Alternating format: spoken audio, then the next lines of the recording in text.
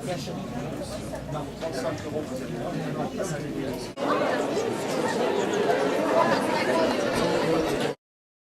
O wolne da Beatrice, o wolne da Beatrice, o wolne da Beatrice, o wolne da Beatrice, Ganel Campbell chiave.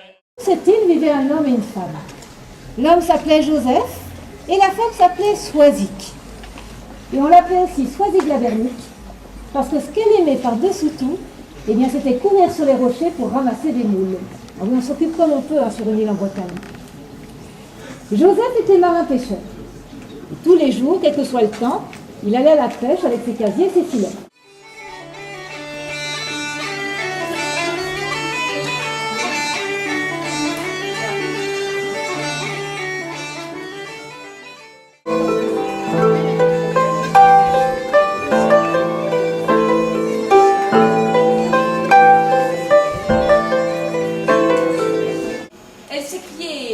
Dieu sait bien que je suis sa mère et que c'est bien Finch Kerbili, mon mari, son père. Finch Kerbili, le père de Monin, c'était un pauvre pêcheur. Il n'avait qu'une vieille barque et il devait trimer du matin jusqu'au soir pour ramener quelques maigres poissons. Le coup de foudre. Dès le lendemain matin, donc, le jeune Morgan est allé trouver son père et il lui a dit « Père, est-ce que je peux me marier avec Mona ?»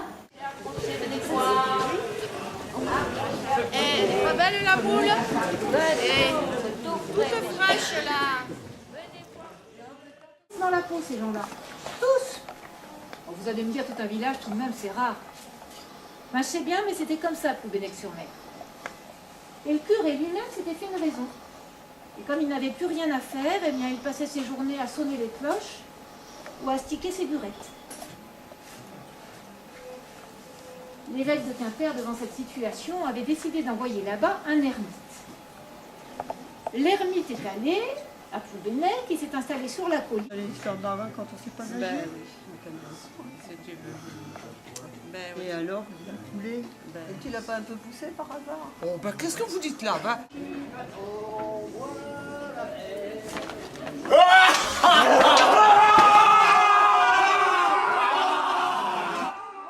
Il y a bien longtemps, en territoire celte, lors des travaux du Grand Canal du Nord, les hommes détournèrent la rivière, drainèrent des centaines d'arpents de terre saline, bouchèrent une grande partie de l'estuaire pour former de nouveaux territoires fertiles et prospères. Malheureusement, le royaume triton de Saint-Lyre, situé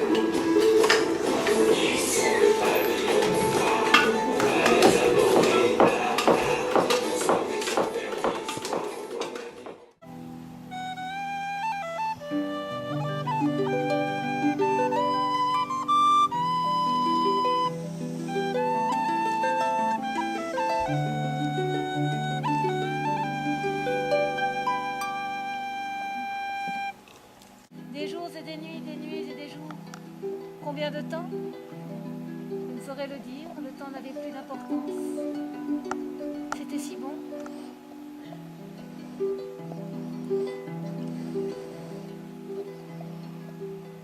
Et un soir de pleine lune, la mer forte a ramené son enfance d'infiniment humain.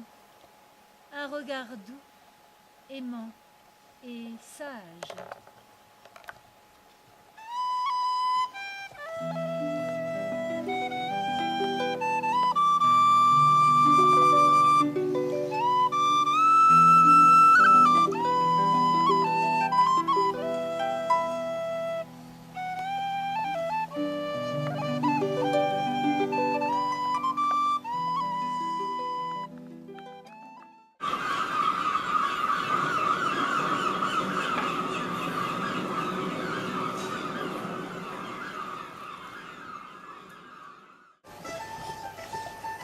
Je vais vous raconter l'histoire de Jack.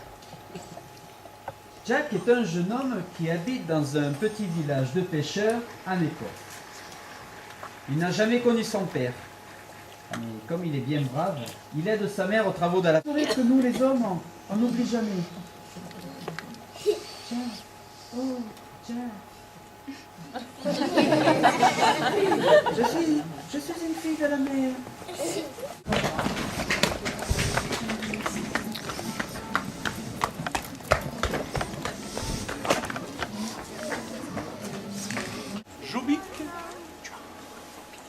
Jobic était un des plus pauvres des pêcheurs du port d'Audierne, mais c'était certainement pas le moins courageux. Ainsi accompagné, Pierrick se hissa vers la surface. Et au moment où sa tête émergea de l'onde, il prit une grande goulée d'air et dans un souffle s'écria :